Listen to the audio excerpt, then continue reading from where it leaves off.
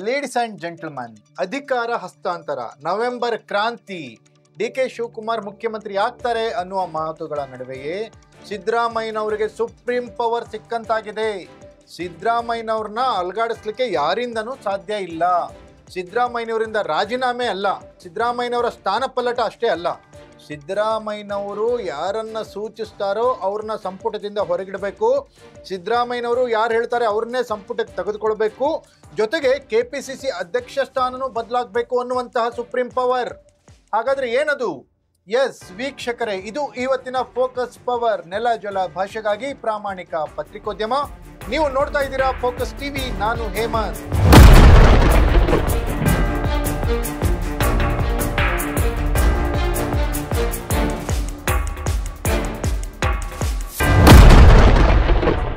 S ವೀಕ್ಷಕರೇ, ಮುಖ್ಯಮಂತ್ರಿ ಸಿದ್ದರಾಮಯ್ಯನವರಿಗೆ supreme power ಸಿಕ್ಕಿದೆ.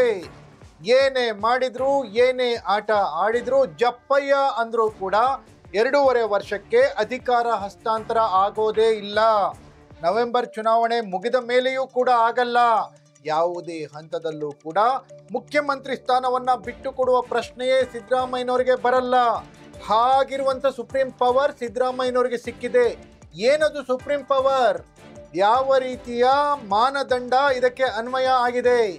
ಯಾವ ರೀತಿಯ DK ಶಿವಕುಮಾರ್ ಅವರನ್ನ ಸುಮ್ಮನೆ ಇರಿಸುವಂತ ತಂತ್ರ ಇದ್ರ ಹಿಂದೆ ಅಡಗಿದೆ? ಹಾಗಾದ್ರೆ ಸಿದ್ದರಾಮಯ್ಯನವರಿಗೆ ಸಿಕ್ಕಿರುವ ಸುಪ್ರೀಂ ಪವರ್ ಅನ್ನ ಯಾವ ರೀತಿ ಯೂಸ್ ಮಾಡಿಕೊಂಡು ರಾಜಕೀಯವಾಗಿ ಇನ್ನಷ್ಟು ಬಲಶಾಲಿಯಾಗ್ತಾರೆ? ಹೇಗೆ 5 ವರ್ಷಗಳ ಕಾಲ ಅವರ ಅಧಿಕಾರವನ್ನು ಉಳಿಸ್ಕೊಳ್ತಾರೆ? ಈ ಎಲ್ಲದರ ಕಂಪ್ಲೀಟ್ ಡೀಟೇಲ್ಸ್ ಇಲ್ಲಿದೆ.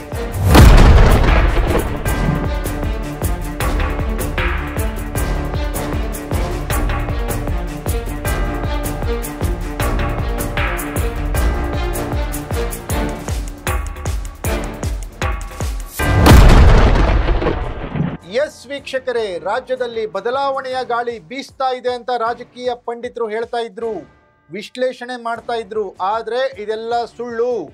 ರಾಜಕೀಯವಾಗಿ ಸಿದ್ದರಾಮಯ್ಯನವರು 2ನೇ ಅವಧಿಯನ್ನು ಕೂಡ ಪೂರ್ಣಗೊಳಿಸ್ತಾರೆ. ಇನ್ನೂ ಒಂದು ಹೆಜ್ಜೆ ಮುಂದೆ ಹೋಗಿ 2028ಕ್ಕೂ ಕೂಡ ಸಿದ್ದರಾಮಯ್ಯನವರ ನೇತೃತ್ವದಲ್ಲಿ ಚುನಾವಣೆಗೆ ಹೋಗಬೇಕು ಅನ್ನುವ ವಾದ ಇದೆ. ಈ ವಾದ ಎಷ್ಟು ಸರಿ ಎಷ್ಟು ತಪ್ಪು ಗೊತ್ತಿಲ್ಲ. ಆದ್ರೆ ಈಗಿರುವ ಮಾಹಿತಿಯ ಪ್ರಕಾರ ಸಿದ್ದರಾಮಯ್ಯನವ್ರನ್ನ ಅಲುಗಾಡಿಸ್ಲಿಕ್ಕೆ ಯಾರಿಗೂ ಸಾಧ್ಯ ಇಲ್ಲ. ಆ ತಾಕತ್ತು ಯಾರಿಗೂ ಬರೋದಿಲ್ಲ, ಹೈಕಮಾಂಡ್ ಸೇರಿ. ಯಾಕೆ ಈ ಮಾತು ಬರ್ತಾ ಇದೆ? ಯಾಕೆ ಈ ವಿಷಯ ಬಹಿರಂಗ ಆಗ್ತಾ ಇದೆ ಅಂದ್ರೆ, ಸಿದ್ದರಾಮಯ್ಯನವರೇ ಮುಖ್ಯಮಂತ್ರಿ ಆಗಿರಬೇಕು, ಸಿದ್ದರಾಮಯ್ಯನವ್ರನ್ನ ಯಾವುದೇ ಕಾರಣಕ್ಕೂ ಬದಲಾಯಿಸಬಾರದು ಅಂತ ಹೇಳಿ ಹಲವು ಜನ ಶಾಸಕರು ಹೈಕಮಾಂಡ್ಗೆ ಹೇಳಿದ್ದಾರಂತೆ. ಸುರ್ಜೇವಾಲಾ ಅವರ ಮೀಟಿಂಗ್ನಲ್ಲಿ ಮಾತಾಡಿರುವಂಥ ಶಾಸಕರು ಸಿದ್ದರಾಮಯ್ಯನವರೇ ಮುಖ್ಯಮಂತ್ರಿ ಆಗಬೇಕು, ಸಿದ್ದರಾಮಯ್ಯನವರೇ ಮುಖ್ಯಮಂತ್ರಿ ಆಗಿದ್ರೆ 2028ರಲ್ಲಿ ಗೆಲ್ಲಿಕ್ಕೆ ನಮಗೆ ಈಜಿ ಆಗುತ್ತೆ. ಆ ಮೂಲಕ 2028ರಲ್ಲಿ ಅಧಿಕಾರಕ್ಕೆ ಬಂದರೆ ಕರ್ನಾಟಕದಲ್ಲಿ 2029ರ ಪಾರ್ಲಿಮೆಂಟ್ ಚುನಾವಣೆಯಲ್ಲಿ 15ಕ್ಕೂ ಹೆಚ್ಚು ಸ್ಥಾನವನ್ನು ನಾವು ಇಲ್ಲಿ ಗೆಲ್ಲಬಹುದು.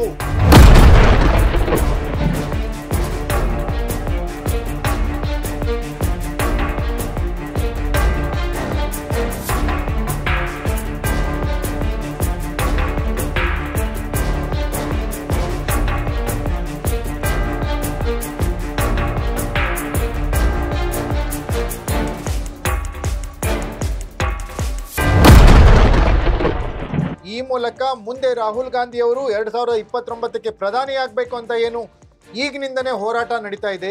ವೋಟ್ ಚೋರಿ ಹೋರಾಟ ಆಗಿರ್ಬೋದು, ನರೇಂದ್ರ ಮೋದಿ ಅವರ GST ಬಗೆಗಿನ ಹೋರಾಟ ಆಗಿರ್ಬೋದು, ಬೆಲೆ ಏರಿಕೆ ವಿರುದ್ಧದ ಹೋರಾಟ ಆಗಿರ್ಬೋದು, ಆರ್ಥಿಕವಾಗಿ ಕುಸಿದಿರುವ ಭಾರತ ಸಾಲವನ್ನು ಹೆಚ್ಚಿಗೆ ಪಡೆದಿರುವಂಥ ಹೋರಾಟ ಆಗಿರ್ಬೋದು. ಈ ಎಲ್ಲ ಹೋರಾಟಗಳ ದಿಕ್ಕು ಯಾವ ಕಡೆ ತಿರುಗ್ತಾ ಇದೆ ಅಂದರೆ 2029ರ ಪಾರ್ಲಿಮೆಂಟ್ ಚುನಾವಣೆಗೆ ತಿರುಗ್ತಾ ಇದೆ.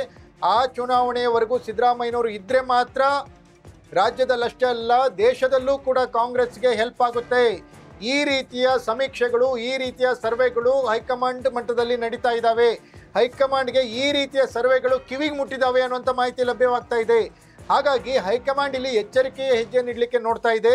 ಯಾವುದೇ ಕಾರಣಕ್ಕೂ ಸಿದ್ದರಾಮಯ್ಯನವ್ರನ್ನ ಬದಲಾಯಿಸುವ ಬೇಡ ಅನ್ನೋ ತೀರ್ಮಾನಕ್ಕೆ ಹೈಕಮಾಂಡ್ ಬಂದಿದೆಯಂತೆ. ಇದೆಲ್ಲದಕ್ಕೂ ಸುಪ್ರೀಂ ಪವರ್ ಏನಪ್ಪಾ ಅಂದ್ರೆ, ಸಿದ್ದರಾಮಯ್ಯನವರಿಗೆ ಇರುವಂತಹ ಅಹಿಂದ ಬೆಂಬಲ, ಸಿದ್ದರಾಮಯ್ಯನವರಿಗೆ ಇರುವಂತಹ ಅಹಿಂದ ವರ್ಗಗಳ ಸಹಕಾರ, ಅಹಿಂದ ವರ್ಗಗಳು ಒಟ್ಟಾಗಿ ಸಿದ್ದರಾಮಯ್ಯನವರ ಹಿಂದೆ ನಿಂತಿರೋದ್ರಿಂದ ಹೈಕಮಾಂಡ್ ಈಗ ಮುಖ್ಯಮಂತ್ರಿಯ ಬದಲಾವಣೆಗೆ ಇಂಟ್ರೆಸ್ಟ್ ತೋರಿಸ್ತಾ ಇಲ್ಲ. ಡಿ.ಕೆ. ಶಿವಕುಮಾರ್ ಅವರನ್ನ ಸಮಾಧಾನ ಪಡಿಸುವ ನಿಟ್ಟಿನಲ್ಲಿ ಹೈಕಮಾಂಡ್ ಯೋಚನೆ ಮಾಡ್ತಾ ಇದೆ.